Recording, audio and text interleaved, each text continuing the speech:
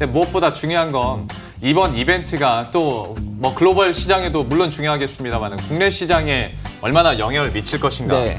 시장 해석의 몫인 것 같습니다. 시장이 이걸 좀 긍정적인 쪽으로 무게를 두고 해석을 하면 좋을 테지만 만약에 좀 변수가 더 많아지는 쪽으로 해석을 한다면 시장의 변동성도 커질 수밖에 없는데요.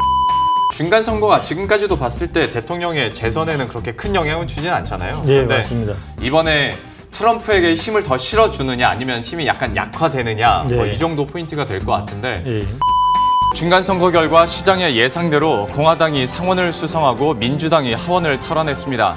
청년과 여성 유권자들의 높은 투표율과 지지로 민주당이 하원을 8년 만에 탈환한 한편 집권당의 무덤인 중간 선거에서 공화당이 상원에서 다수당 지위를 유지하고 주요 격전지에서 박빙의 승리를 거둔 것에 대해 나름대로 선방했다는 분석도 함께 나옵니다.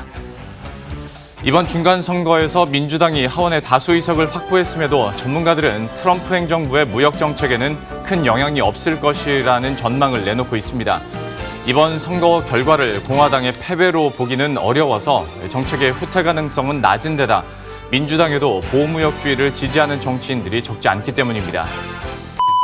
앞선 헤드라인에서 결과치는 이렇게 말씀을 드렸는데요. 큰 그림에서 다시 한번 정리를 하면 공화당이 상원을 수성을 했고요. 민주당 같은 경우에 하원을 8년 만에 탈환하는 모습이었습니다.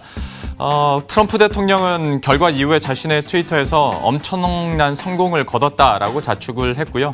그리고 민주당의 하원 탈환에 대해서도 검증과 균형감을 회복시키는 승리다라고 표현을 했습니다.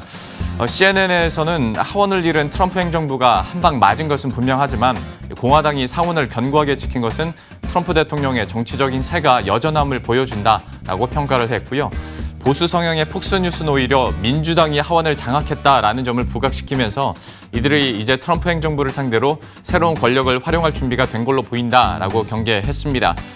자, 한편 이번 중간 선거에서 민주당이 하원의 다수 의석을 확보하긴 했지만 전문가들은 트럼프 행정부의 무역 정책에는 큰 영향이 없을 것이라는 전망을 내놓고 있습니다.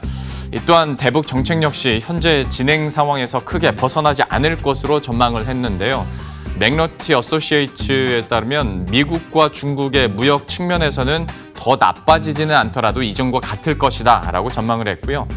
호라이즌 인베스트먼트는 트럼프 대통령의 경제 계획들을 차질 없이 진행되게 할 것이다. 또 상원에서 공화당의 계획들은 잘 유지될 거다라고 이야기를 했습니다.